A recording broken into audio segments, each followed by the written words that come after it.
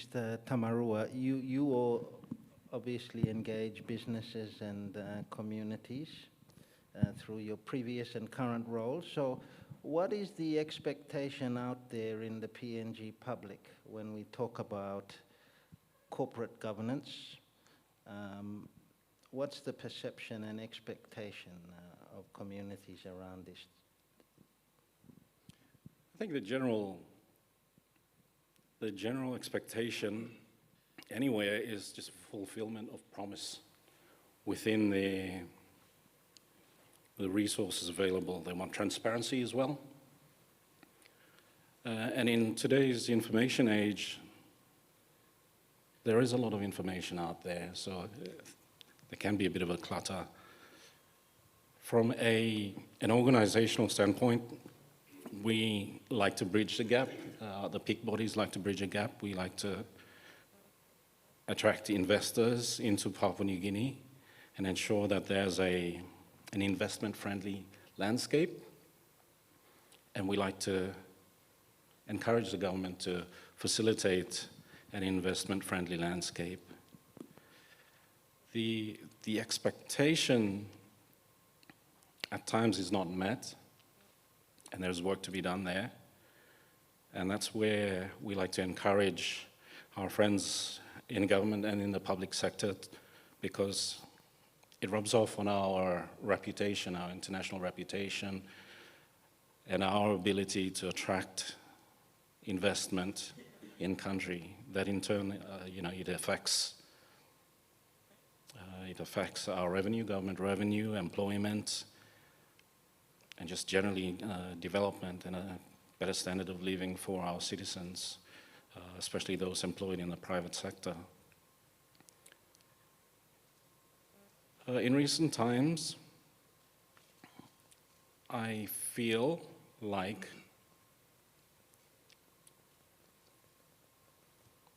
certain government entities have not managed those expectations well. Communication is good, but as long as the information presented is honest, transparent, and that other sources of information and feedback can be obtained by the public is available, then I feel the expectation is managed well. We've just come out of COVID, and a lot of those expectations were challenged, and the dynamics or the frameworks of governance, especially in line with the promise, let's say from my standpoint, from a shareholder's perspective, there have been a lot of objectives or promises from corporations that haven't been met for various reasons, and in recent times due to external factors. But as I mentioned, it's important to manage that expectation, the public expectation, because I think it rubs off on society as well, and how people conduct themselves in their society. Leadership is really, really important. How people tend to mimic good practice, or as we've seen in recent times, they can kind of normalize bad practice as well. So yeah, it's important to manage those expectations. Thank you. Yeah, just want to follow up with you. So during earlier parts of today's sessions, we're hearing this considerable pressure on the state that its communities are demanding better outcomes for corruption, law and justice, good governance. And with all that pressure on state, we asked the question about the private sector and multinationals in particular. Are they holding the standards of governance up in PNG? What are the areas where they might be able to raise the standard and show the way for others to mimic, as you say? Got any views on that? I do. Thank you. Immediately, as my good colleague Anthony mentioned, corporate governance is about financial outcomes or profits. Private entities or companies, corporations, I feel are more responsible with their use of money. Outcomes are maximized. Your shareholders' value is valued more. And the organization's name, the brand, there's a lot of indexes in which responsible or large corporations use as benchmarks against their company name. So some of those indicators are not necessarily financial, but just general conduct in society, corporate responsibilities, how they conduct themselves with responsible practices in regards to the environment, adoption of technology, and the like. So, I mean, it's a question that comes up quite often. The use of money, why, are procurement contracts, are they actually what they say they are? Should they be significantly less? And everyone has an opinion. But I feel that private companies are not targeted because they've got a reputation and they've got the systems in which everyone's held accountable. So from that standpoint, I believe that our public sector they'd learn if they adopted the right approaches. And it's not just the approach when people are watching or you turn up to the board meeting. It's when there's no one watching you or holding you accountable. It's doing the right thing. It's making sure that your expenses are recorded, that the reports are submitted on time, and that there's transparency in that whole process, that there's constant exchange of information. There's an escalation process that you can use to ensure that urgent matters are flagged, et cetera, et cetera. And I think what I'm touching on there is also conduct. In the private sector, if you're guilty, the chances are high that you'll be dismissed. I can't say the same for public sector. And it's just like a child who goes to the shop and helps themselves or the mama's market and helps themselves to the lollies. When they get smacked, they realize that it's wrong. We don't see that in the public sector. If not, when justice is delivered, it's delivered really late as well. And I don't feel that's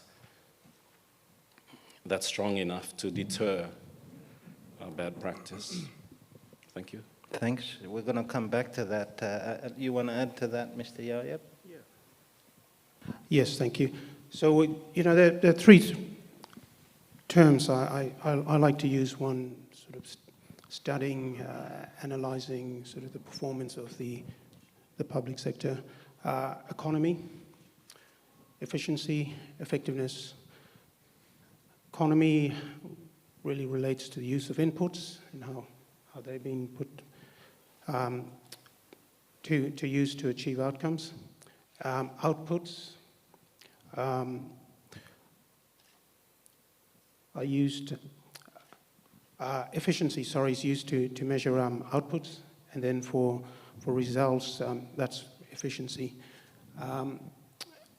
So it's one of the things that is government really needs to think about in terms of effectiveness, whether the policies, whether it's interventions are really directed towards the particular areas that will generate the best outcome for public interest. And that's not a straightforward and easily discerned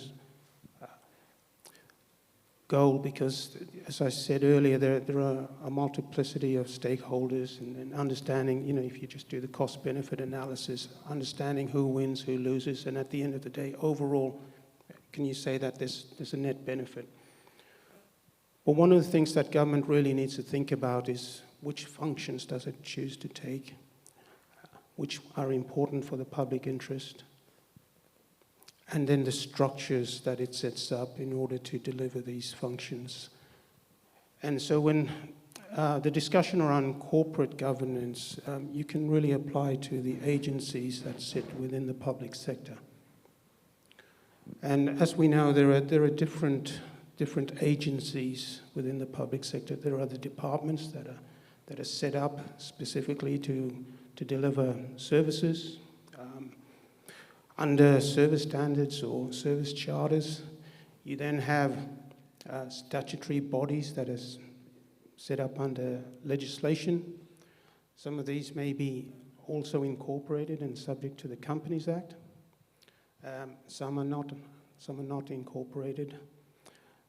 And then you can have other arrangements. For instance, we've seen trustee companies also established. And so when you think about the corporate governance around these different vehicles, there are some nuances that need to be carefully thought through to ensure that the best possible outcomes are achieved for the national interest.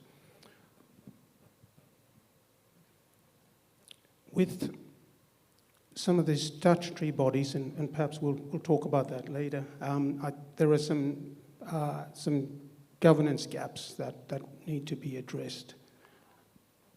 And it's in this regard that I think applying corporate governance, best corporate governance practice can yield greater and more beneficial outcomes, both for the state and for its citizens. Thank you. Yes, and I'm glad you raised that. So there is public and private sector and everything in between. And we're joined here today by Sidney Waingut from KCHL, a state-owned enterprise.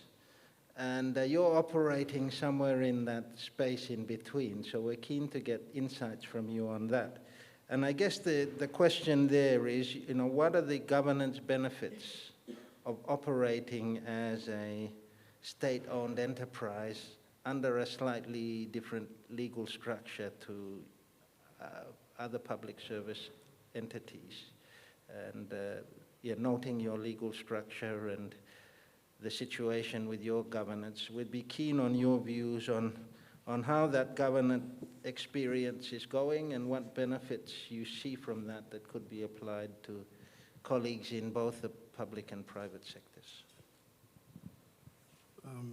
Thank you, Chair. I'm from the Kumul Consolidated Holdings. This is an entity established under the Kumul Consolidated Act 2002 as a trustee of the General Business Trust.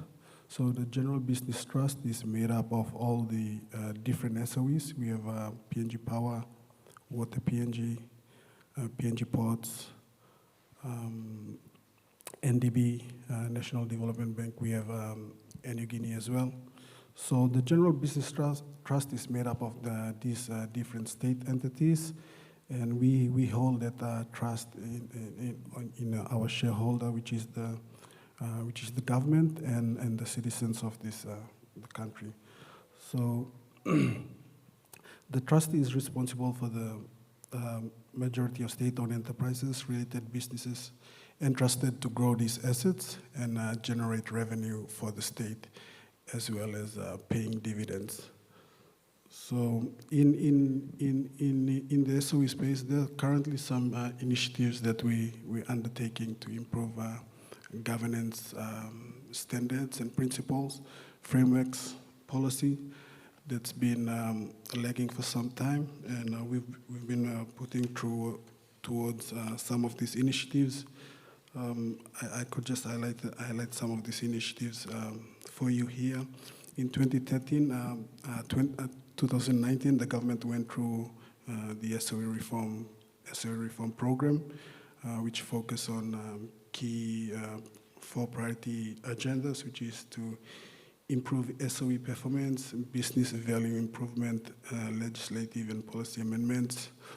We've seen on this, we've seen the amendments to the KCH Act, where now there's an independent process to appoint CEO and board of directors to the SOE boards, respective SOE boards. We have also the agenda of PPP, public-private partnership arrangements. We also have a women director training program. Currently, we have 15 participants on this program. We train potential women directors that will eventually go onto the SOE boards. From this program, we've already selected one of the successful women candidates. Is currently sitting on the SOE, one of the SOE boards. So these are some of the governance initiatives that we're taking to improve corporate governance in the SOE sectors. We also have an established board assessment exercise that we usually undertake, assess the performance of the boards, strategy, policy, financials, and public value that the respective SOEs undertake. These are all part and parcel of the SOE reform program that we've undertaken since 2019. We also have established a refined procurement policy for KCH and aligned it to the KCH Act. We are now currently reaching out to the respective SOEs to ensure that we have an alignment of our procurement processes and acquiring of major projects and minor projects contracts in the SOEs. So we're currently doing that alignment to improve the procurement processes. We also, in the past, have been lagging in terms of financial audits. Since 2019, through the SOE reform, we've managed to audit all the SOEs financials and bring it up to 2021. So now all these financials are published on the KCH website for everybody to see. So we are encouraging transparency as well into the space of the SOEs and accountability. So. We also have the corporate plans that it's been approved. It goes through the approval of the NEC. So that's with the corporate plans, the respective SOEs have their own corporate plans. If there's any spending that is outside of that corporate plan, then that activity may be deemed as illegal. So we encourage our respective SOEs to ensure that whatever undertaking or the money that they spend are in line with the initiatives and activities that are for that particular year.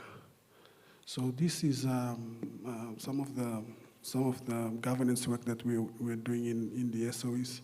There's more room for improvement there, but as time goes by, we'll surely improve in terms of governance and how we go about spending money and procuring goods and services for the SOEs. So I guess the bottom line there is, with the question is, whether you think that model of more private sector approach, whether it's gaining traction within this KCH and SOE model that you're describing. And if that was the case, is this something that needs to be expanded to other agencies, or should other agencies be corporatized? I'd be interested in your view on how that system's working and whether it should be extended further. Yeah, in the SOE space, I think some of the initiatives that we have undertaken have we've seen some results lately. Since 2019, last week we saw the dividend payment of 80 million kina to the government. That's as a result of some of the reform initiatives that we've undertaken in the SOE space. Also, KCH made the first deposit payment into the Sovereign Wealth Fund. That's the first of its kind in this country, which the SOEs are leading. We also have the Section 46I, where we have oversight on how respective SOEs go about procuring goods and services and expenditure control. So those are some of the results that have come out from the reforms that we've undertaken in the past years. But I think in terms of service delivery in water or power, there's at the SOEs we have the capabilities there for government to utilize the SOEs to support service delivery through the areas that or the portfolios or the different sectors that we are in. So we've been engaging with various government departments, the National Department of National Planning. We had a workshop on Monday on the formulation of the MTDP4, and some of our inputs or some of our key projects within the SOE space will be factored into the MTDP4 for implementation in the next 5 years. So if you would say how government can learn from the SOEs, yes, definitely it would. In that space, there's some good examples there in terms of governance, and yeah, I think. Thank you. Yeah, I'm keen for the other panelists to comment on that too. What can the public sector learn from the examples at KCHL and also the private sector in improving its governance approach? Look, first, I'd like to say I'm really encouraged by some of the steps being taken with the current reform program for the state-owned enterprise, the commercial state-owned enterprises. I think this is a real positive step. There's still much work to be done, I hasten to add, but it's movement in the right direction. So, for instance, we can expect to see. I hope they'll be published and made available online. Financial statements for the SOEs, for KCH. They may not be unqualified, but it's a step in the right directions. So it'll be very good to understand exactly sort of the financial performance, exactly what the balance sheet looks like. The dividend policy, that really needs to be set out firmly. The dividend policy and the capital structure of the SOEs are intimately linked. And so a clear statement around that is required from government. I do note the part of the dividend going into the Sovereign Wealth Fund. I'll make one comment on that, completely unnecessary. The Sovereign Wealth Fund's to address the Dutch disease problem, and that's really for earnings that are denominated in a foreign currency. So keen earnings, there's no need to go into a Sovereign Wealth Fund. Far better to retire public debt or to recapitalise the SOEs, which are starved of funds. Just in relation to the governance and where some potential improvements are, governance and management are quite distinct terms. And really, as far as government is concerned, it's about governance and not necessarily managing and micromanaging. It's what a common saying in relation to corporate governance is noses in, fingers out. You just want to get a sense of what's going on. Is the smoke coming under the door? You don't want to be directly intervening and getting involved in operational matters. One of the things around the corporate governance of KCH is the separation of functions between shareholder, the board, and management. So we see a lot of instances where some of the board functions are actually exercised by the shareholder or the responsible minister. And so what you essentially have is a shadow director problem. And this is where potential improvements could be made. you really want to, this piercing of the corporate veil, as it's sometimes termed, you want to remove that. And so the appointment of the CEO, for example, should be done by the board. It's hard to ask the government to step back, but for commercial SOEs, that would be a positive move in the right direction. So there are a number of things that also approvals are required from the government. The annual plan for KCH and the SOEs, that still goes to cabinet. That's something that you want strategy to be driven by the board. You want budgets to be approved by the board, and the board needs to be held accountable for that and report to the shareholders. So I would suggest that those are possible improvements that could be made. Mr. Tamarua. Yeah, great feedback from Anthony. I have to agree, a lot of what Sidney said was news to me, and it is encouraging. It's actually, it's long overdue, and there is some work to be done, but a start is better than not starting at all. The appropriate use of money, though, I have to agree with Anthony in that I don't believe injecting funds into the sovereign wealth fund was sufficient or was appropriate, especially the Kina profits that could have been used to retire public debts. We have lots of public debts. We have lots of other priority areas in which money can be used. But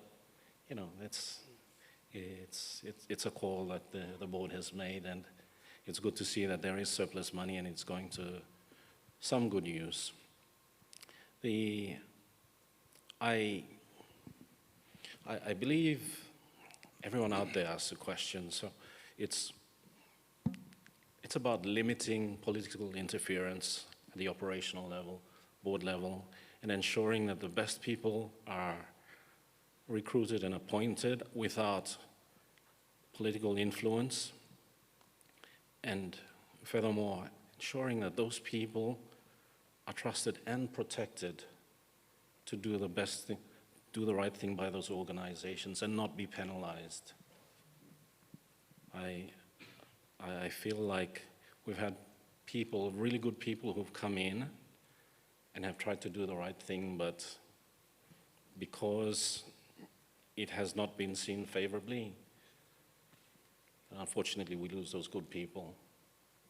And it's their talent, their ability. They come into the organization with a track record, and for them to be dismissed for, let's say, non-performance is hard for us to swallow.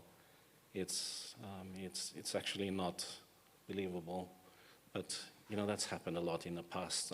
I'm encouraged with the work KCH is doing now. It's a really good example. If you can replicate the good work that PNG Ports is doing, I'll call them out because they're a shining example, then hopefully we get the Air Niugini's, the telecoms, and the PNG Powers. I think those are two hashtags right now, hot ones too. All we want is for them to play their function and serve us right. Really, just do your job and let's get on with it. That's, I think, the short message. So how does this discussion continue in an ongoing sense? The communication between public and private sector, the learning from one another. And so what's the role of business chambers or others in contributing to that learning culture, the mutual strengthening of a common system? That's a good question, because I don't feel like we've addressed that adequately. There's been this love-hate relationship between the private sector and anything to do with government or business until recent times. Now you see G2B initiatives, so there's a bit more trust building. And we find that government is if not, they are more willing to accept input. And And sometimes it's the same individuals who previously rejected feedback. So that we find that encouraging. It won't happen immediately, like trust is built over time, but it's a constant dialogue. When I touched on PNG ports earlier, you'll find that with anything to do with industry, they are involved. They're involved with what the chambers of commerce do in the provinces. They're involved with what the international chambers do, and they're a member in all of those organizations.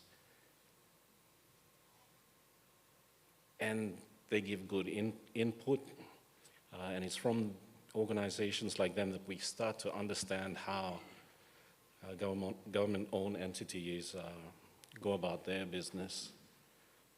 I feel like that will improve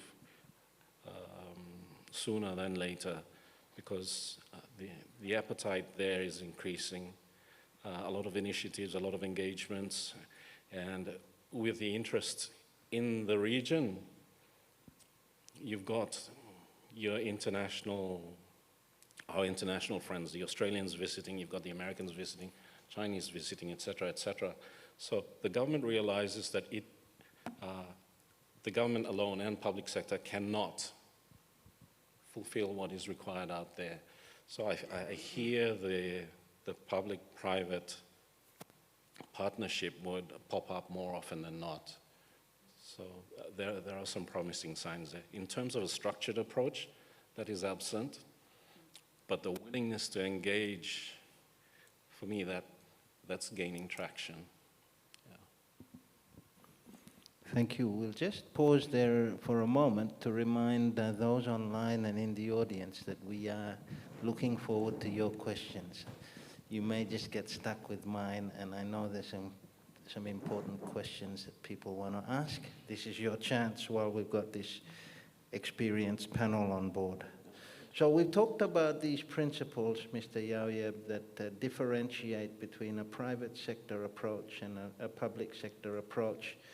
You talked of the focus on function, a focus around resources and being accountable for those resources. And as part of that, performance and incentive as well, as an element of this private sector approach. So look, how can state agencies be incentivized or pick up on these private sector tactics to improve governance? Have you thought about that, and any advice on that question?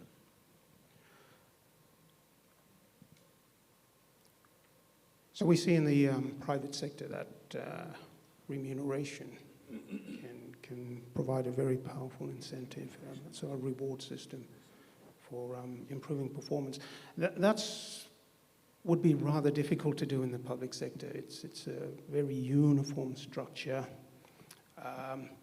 The public sector doesn't control the wage bill very well, so there's a large element of risk if you start to look at incorporating such an approach in terms of the remuneration structure. I think where you start really is, as the saying goes, nothing kills germs like sunlight. Transparency is really where you start. And so we see in lots of different statutes the requirement for disclosure and transparency.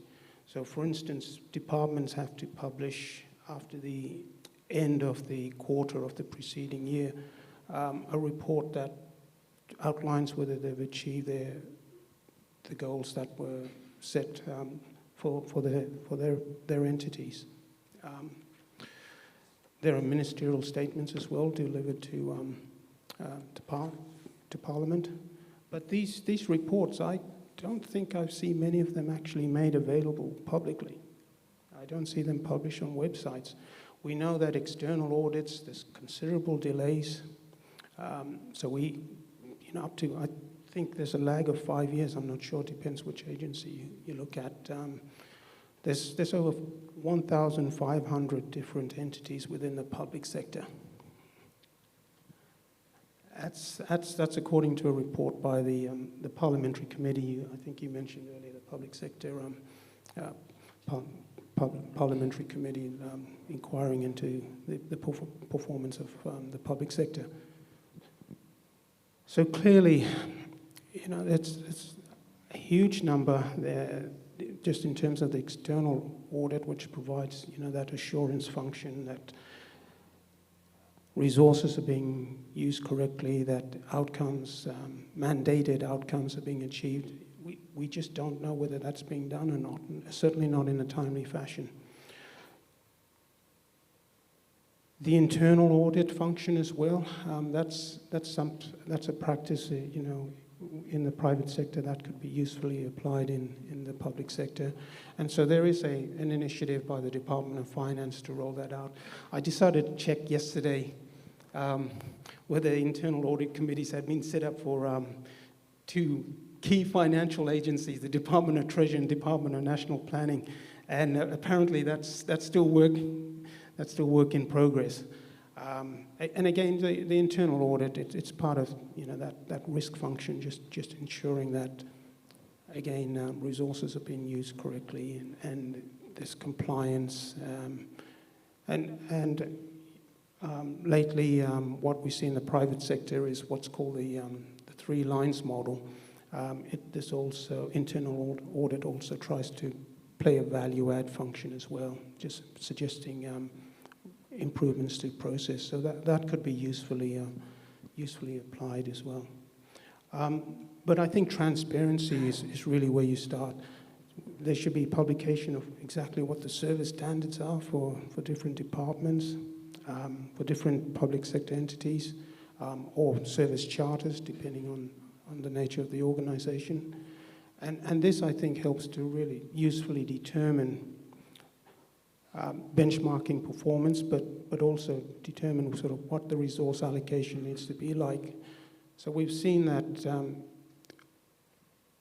governments particularly keen to get more and more involved in the commercial space, particularly in the resource sector. And we've seen sort of examples where this has led to considerable loss of public money. An inquiry took place down below this floor, where it was revealed that some $500 million had been lost in pursuit of a commercial equity interest in a particular public resource company. And so again, we see this against a backdrop where service standards are falling, where there's just complete non-delivery of essential goods, and whether it's pharmaceuticals or school subsidies, for example, and this needs immediate redress. And so again, just transparency, that allows sort of accountability mechanisms to kick in. And I would say that's probably where you'd start. And that could be low-hanging fruit as well. Thank you. I'm interested, Mr. Waingut and Mr. Tamarua as well, interested in your views on that, and whether any of these private sector strategies, whether they be incentives or resourcing or other strategies, whether that's something that can be applied over to public sector, and what the potential and risks of that are. So just building on the same question. I think Anthony touched on the complexities of public sector. During the course of this conversation, I'm reminded that the SOEs are probably the better performing entities that the government owns. I want to be clear that government has never been good at business. They are not good at running businesses, and the track record still it's still in place. I believe that closure on certain outstanding matters, let's say for instance the disposal of assets from APAC, those are still outstanding. That would help. the Commission of Inquiries and all that, some closure. We're spending money on such investigations, on fixing problems that cost us a lot of money in the beginning, but there are no outcomes. So, and that, for me, that's a big governance issue. You're trying to solve a problem, but you're not solving it. You're actually frustrating people, and as a result, they're questioning the systems that are supposed to protect them. Having some closure on those items will, I think, will be a boost for the government or public sector's credibility. There's the usage of COVID funds. I volunteered over 2 years at the National COVID Center, and that was one of my tasks, to try and keep track on that type on the usage of those type of resources. The visibility there is poor. It's extremely poor, and our friends from government tend to, especially different government agencies, tend to work in silos and not together. And where you have proper governance structures in place, people tend to work for the cause as opposed to working for themselves. You've got to break that barrier down. I feel that's a mindset that's been, and a practice that's been in place for the longest time, and that continues to be a hindrance. We can invest in various systems in trying to adopt the best practice, but as long as you have the same animals there, the outcome will be the same. We can see it in some of the government departments. You can change the secretary, the outcome's still the same. It's because you've got the same people below the secretary who are seeing the operations of the departments. It's costing our people. Every day there's a publication about, procurement or misuse of money or whatever it is. And sadly, over time, that becomes normalized. People accept that it is, it's Papua New Guinea and it rubs off on our brand, but the truth is, we're being let down by a system that should actually work for us. And instead, we're offering statements just to cover or buy time each time. We should be about the practice and seeing the outcomes, not seeing the statement or reading about it in the paper. Thank you. Mr. Waingut, did you want to add anything to that? Yeah, maybe just to add on that, at the SOE and KCH level, we're starting to develop, we've established SOE KPIs for respective SOEs to perform against, and those KPI measures the performance of the entity. And these KPIs are also the respective CEOs and the boards will have those KPIs as well to implement to ensure that the services delivered by the SOEs are delivered in the most efficient and effective manner. During our engagement with the Department of National Planning on the formulation of the MTDP4, we've also mentioned or raised the point to them that during the formulation process, there has to be a KPI set for each specific government department, just to add on to your point, to ensure that those leaders take responsibility in terms of implementation of that policy document for the next 5 years to measure and monitor their performance. So that's some of the learnings that we've taken from the SOEs, and we suggested to the department in terms of the next medium-term development plan for Papua New Guinea for implementation. So those are some of the conversations that we had in terms of how we could improve our service, better improve service delivery to our people. Yeah. Did you want to add something further? Yeah, just in terms of the broader policy environment, one of the things I I thought would be raised by the private sector is the need for some additional sort of pieces of reform. So, for instance, competitive neutrality is a really important principle. And you don't want to be given the SOEs a competitive advantage. You want a level playing field. So whether it's in the form of access to loans that have cheaper financing terms, for instance, you need that framework in place. The shareholder really needs to set clear expectations on what he expects from the SOEs. And so in terms of some of the non-financial objectives, that really needs to be dealt with under a formalized community service obligations framework. And that should be funded explicitly through the budget. And I think these are some of the things that can help to realize the objectives of SOEs, not just in terms of financial performance, but again, just in terms of service delivery. I'd also like to I think KCH, once again, I just commend sort of the reforms that are taking place there. I am encouraged. And I think that this should really provide an impetus for looking at the other Kumul structures. So not only do we have Kumul Consolidated Holdings, but we've got Kumul Petroleum Holdings Limited and Kumul Minerals Holdings Limited. So when you look at the structure of those resource Kumul structures, they're very different to KCH.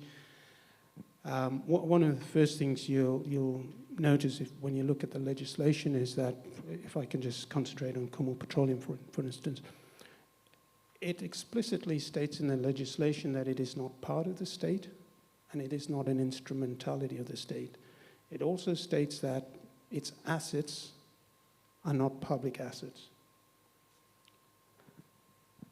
And so this is a remarkable creature, remarkable creation that was put together really to address what's called the negative pledge provisions. And that is just, in summary, is just a covenants that appear in sort of loans from the state has taken from international financial institutions that don't allow assets to be used multiple times as collateral for different loans. And so this whole creation was to get around this problem of financing state participation in resource projects, major resource projects. You have the trustee who is the Prime Minister. So it's not part of the state, but you have the trustee who is the Prime Minister. The trustee appoints the board. The trustee determines fit and proper. The trustee, so annual plans have to be presented to the trustee, but have to be approved by cabinet.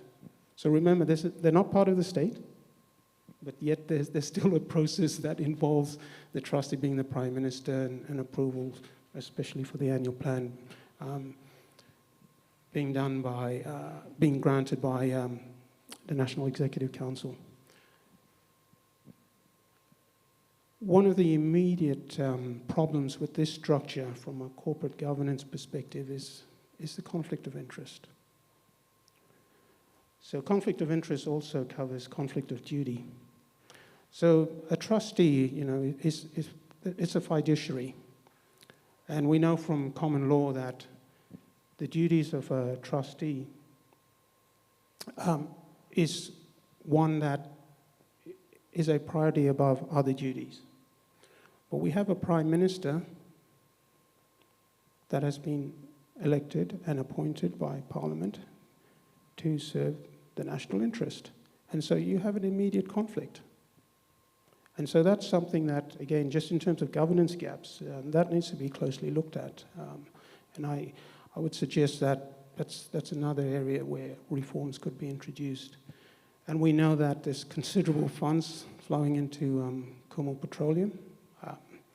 Apparently, I haven't seen any financial reports myself, but by all accounts, there's significant resource flows through the organization. And they are, at least to my thinking, these are essentially public monies. and they should be subject to the scrutiny of Parliament. And in terms of the distribution of resources, this is really something that should be within the domain of Parliament, and it should be Parliament that dictates where scarce resources are utilised. So I would encourage the resource companies, the Kumul resource companies, public resource companies, to look at some of the reforms in KCH and apply them as well. Thank you. Look, I know the reason we haven't got no questions from online or the audience is because you've been informing everyone everything they need to know. But we are running out of time. So look, I'd like to give you each a chance to close out, to think back to our lead question for this session. To what extent does corporate governance strengthen public sector integrity in PNG? I'd like you all to reflect on that question and give your last bit of advice to the forum about how public sector and private sector can help each other to improve governance. Throw that out in the middle and looking for the first closing reflection. Okay, I think corporate, good governance in the public space and corporate governance in the private sector, I think there needs to be generally sort of a tone from the top and tone at the top. So if we get our legislations, our rules and regulations in place, regulatory requirements in place at the top, that will trickle down to the various implementing agencies. And the execution of these regulations and laws needs to be effective. And that's something that the government should be encouraged on to implement. So once we have the regulatory framework set out and the execution of that regulatory framework, then we will see more investments of the private sector and more participation and the trust in the private sector to come and participate. And as you all know, some of the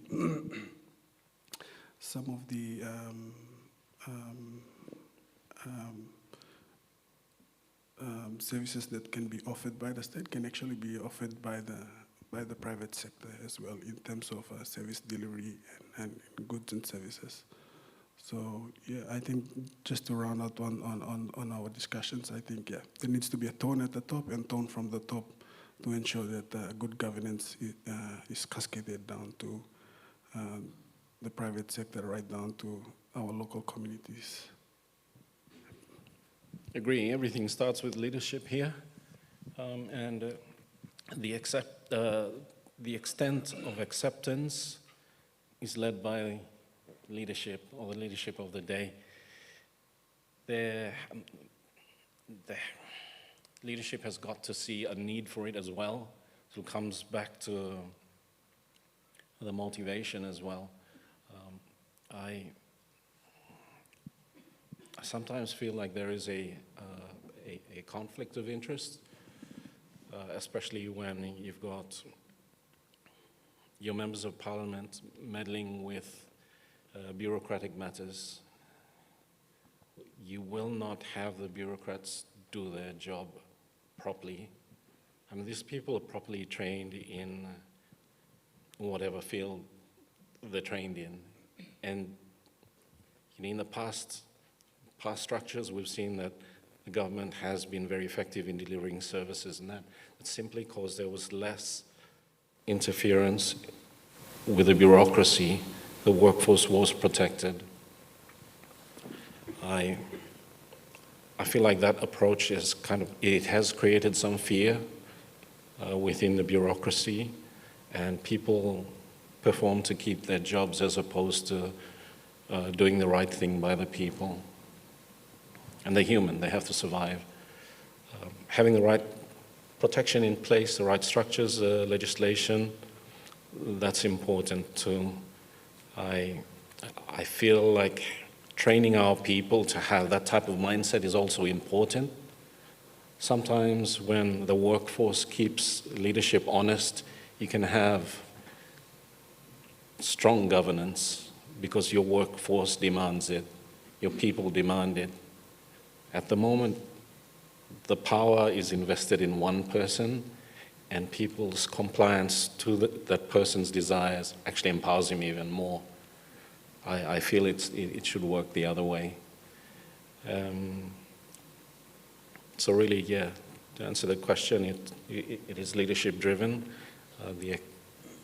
to the total extent in which governance is accepted and rolled out by the public sector. A good point by Anthony earlier. Yes, I didn't touch on competition. Private sector is big on competition.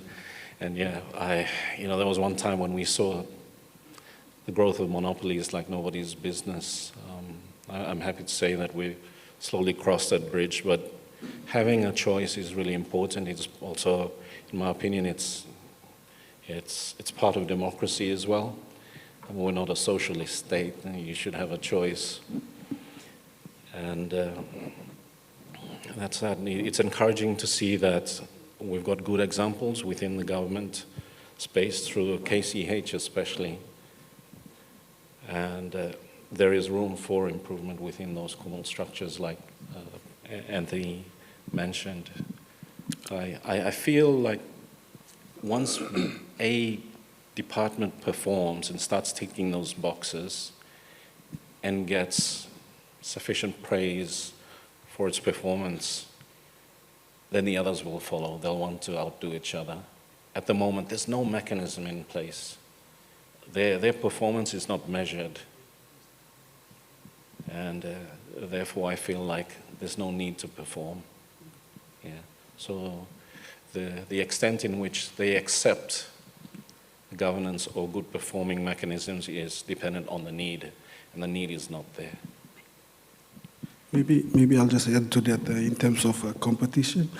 As part of the SOE reform program, we've worked with the Department of Treasury and Planning, and as well as the ICCC on the adoption of the competition neutrality principles. That's been part of the SOE reforms program. We've also established a public-private partnership to the amendments to the PPP Act. And we have established also through the Department of National Planning the PPP Center that will encourage public-private partnerships on how we could improve our service delivery to our people. So those are some of the items, action items under the SOE reform program that KCH is in charge of. Just to mention, we also have a whistleblower policy that's in place, and a KCH whistleblower board subcommittee that looks at concerns that may raise in the operations of the SOEs. This process is run independently, and it gets reported directly to the board and to the managing director of KCH. And then if there's any recommendations put forward in those investigations, the management and the board make those, implements those recommendations through administrative or various forms of resolving any issue that may arise within the SOE space. So those are some of the good work that's currently happening. We may not see the results right now, but in the long term, we hope that we will improve corporate governance in our SOEs, and that will trickle down or show in the services and the goods that we provide to our citizens. Thank you. Thank you. And a last word from you, Mr. Yauieb. I'll probably just pick up on the 2 points made by my colleagues on the left. I think the first is really, again, just to distinguish between governance and managing. And, you know, I'd like to just inform or remind sort of our audience that our Constitution actually is very clear on this. Section 148 specifies that ministers have political responsibility for departments, and then it further states, but this does not give him the ability to direct or control. This was reaffirmed by the Supreme Court, but it did go further and say that, unless provided for specifically by legislation, they do not have that ability to direct or control. And so this immediately suggests that Parliament needs to be scrutinizing very carefully legislation that gets proposed and that gets approved to ensure that this ability to be able to get involved in sort of the minutiae of really operational matters is controlled and as much as possible is eliminated. The second thing I just wanted to pick up was really around sort of organizational culture, and it's something we didn't discuss at length here, but it's something that's very important in terms of corporate governance, ensuring that the culture is right. And what is culture? It's an expression of values. And so just ensuring that we have the right values within the public sector is incredibly important.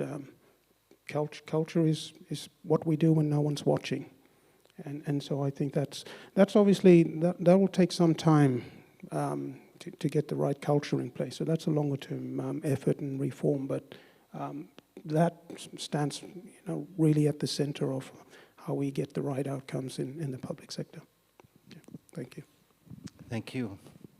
So we've run out of time for our panel session, and I know there's a lot more questions and information that we could delve into.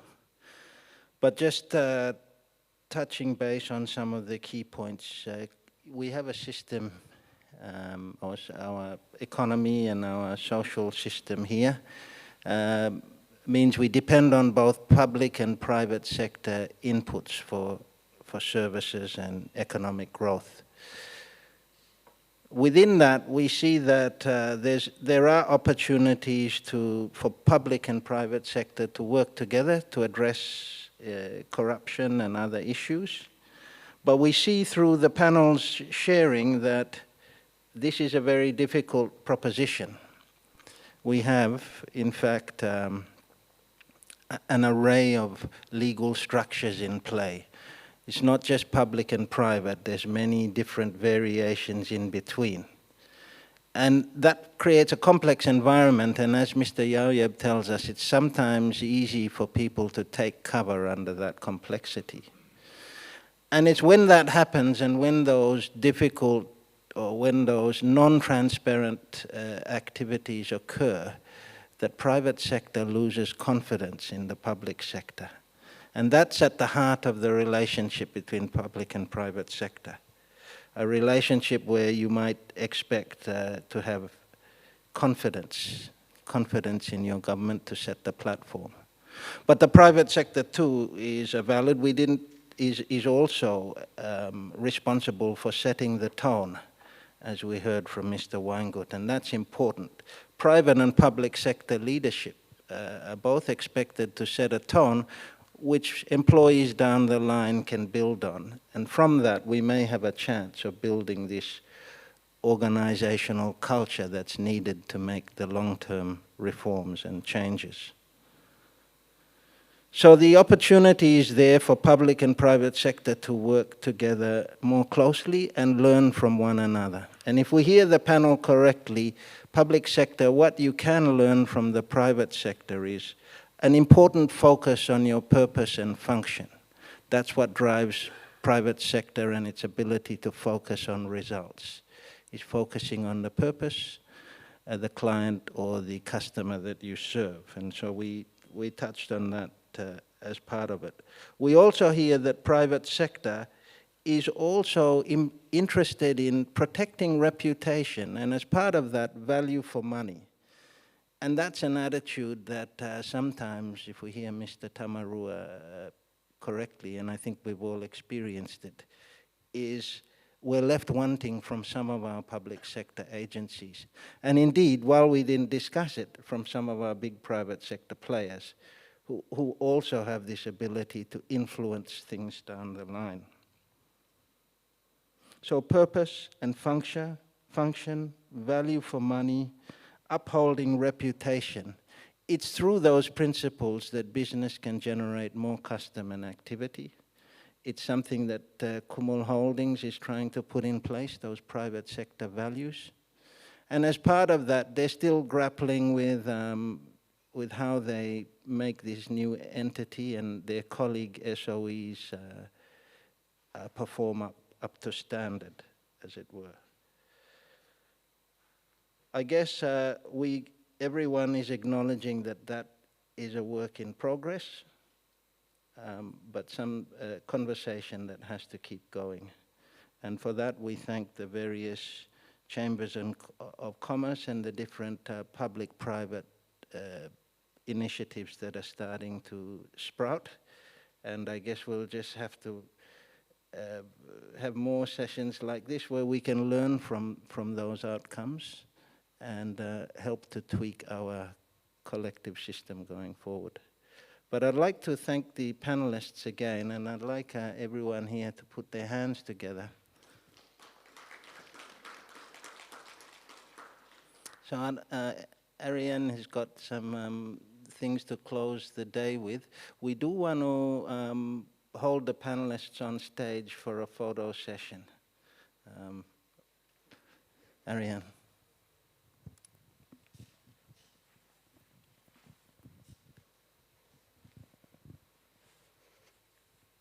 Thank you, Martin. I will ask the panel to remain on stage. I'll just go through closing and a quick recap of the day, and then we'll have the official photo for the panel. But please, can we put our hands together for Mr. Martin Brash, who's been an excellent moderator today. So this morning we heard from the EU ambassador about the EU support, first of all, to government and civil society to strengthen governance and integrity. We also heard about the EU-PNG Partnership for Good Governance that was signed with the PNG government in December 2020. And we heard from Graham Gunn, who is part of the PNG Anti-Corruption Project, trying to implement this work here in PNG. As reiterated by the ambassador, the EU will continue to provide assistance to the PNG government and civil society, but there is a real need to strengthen governance and integrity. We heard from our keynote speaker, Acting Chief Justice Ben Kandakasi, that there is a need for the people in PNG to take ownership of who we are and what we are.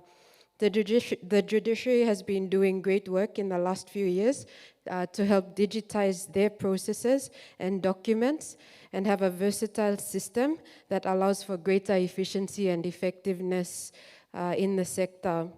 We then went on to panel 1, which really looked at the case against corruption. How can PNG's law and justice sector do more to deter corruption? A big discussion point during this panel was around the need for capacity and resourcing in the sector, the need for funding for frontline agencies, and in the case of the Office of the Public Prosecutor, training of officers does take a while, and you would have heard from the panel discussion this morning that it is a specialist role, the role of the public prosecutor, and currently within the OPP there is a gap of about 20 years between the public prosecutor and the new lawyers that are coming through the training at their office. For the greater public and civil society, they need a system that works. One that, for example, can tell them how long will it take for their complaints to be addressed. People need to have confidence in the system. The panel agreed that we have good laws in place, but still face challenges with application. With the establishment of ICAC, a lot of work will still need to be done to go into working with the existing law and justice sector agencies that we have. Now, the PNG Anti-Corruption Project that's funded by the EU with joint implementation between UNDP and UNODC was alluded to by the EU ambassador in the opening session, and will be working with the ICAC, the police, Office of the Public Prosecutor, DJAG, and other law and justice sector agencies. Communities, the public, we've been hearing throughout this day, are demanding for greater transparency and accountability. There's a greater need for collaboration required to break the silos, and it's not just agencies in the sector. International partners that are also working in this space need to be coordinated in their approach in a way that will bring value to Papua New Guinea. Panel 2, as we just heard, private sector and public money. To what extent does corporate governance strengthen public sector integrity in PNG? I'm sure all of you that are online and here in person will agree that this was indeed a privilege to hear this discussion between these three individuals that are here. Accountability systems need to be strengthened in the public sector. As mentioned, this can go from reports submitted on time, expenses recorded, more transparency in the process, and most importantly, how you conduct yourself. Applying the best corporate governance can yield greater benefits for the agency or entity and the people. There are potential improvements around the separation of functions between shareholders, the board, and management. And more importantly, there is a need to limit political interference. As Mr. Yauieb alluded to, transparency is really where it starts. If there are requirements for disclosure of reports, external audits, these should all be made available online. We heard from KCH as an SOE that they've taken steps, including training of women directors, assessing the performance of their board, refined procurement policy, and of course the up-to-date audit reports that you can find on their website. But there are still a lot of unresolved issues, a lot of ongoing investigations that haven't come to a close, and there's a lack of information and updates on where these investigations are at. As described by the panel, this continues to frustrate a lot of Papua New Guineans, and we really need to make sure that we are giving as much information or providing as much information as possible, so that there is more confidence in our systems of government. Overall, I think from the two panels today, what we're seeing are a few common themes. We really need to break the silos that exist, whether they exist between agencies or between public and private. There are silos that exist that need to be removed.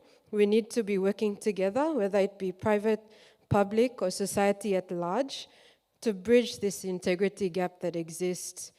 Again, we echo the call for greater transparency, stronger accountability mechanisms, which are required, and there is a need to learn from each other to help strengthen governance in Papua New Guinea. So in closing, I'd like to make special mention of a few people. First of all, the Secretary for the National Judicial Staff Services, Jack Carrico, for being present with us today.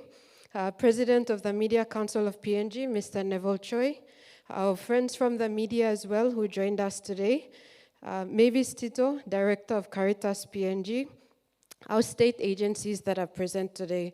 Thank you for making the time online and here in person to be present for these important discussions. And of course, Edwina Kotoisuva, team leader of the JSS40 program. Now, before we all depart for the end of day one, I will go through a quick overview of the program for day 2. So we are expecting 4, great discussions ahead. The first roundtable discussion that will take place in the opening session is really a roundtable that will look at the 5 agencies that TIPNG worked with the help of Square Circle to develop internal anti-corruption strategies. So it's an opportunity for us to learn about what their challenges were, but some of the learnings in that process of developing their own internal strategies. Panel 1, shortly after morning tea tomorrow, independent from scrutiny, what expectations of accountability should the public have of constitutional officers? And panel 2, after lunch, We the People, the Future of Elections and Integrity Reforms. So with that, again, I'd like to thank each and every one of you present here in the room, and also for those joining virtually online, for making the time for the first day of the second National Integrity Summit. We look forward to seeing you all tomorrow, and thank you once again.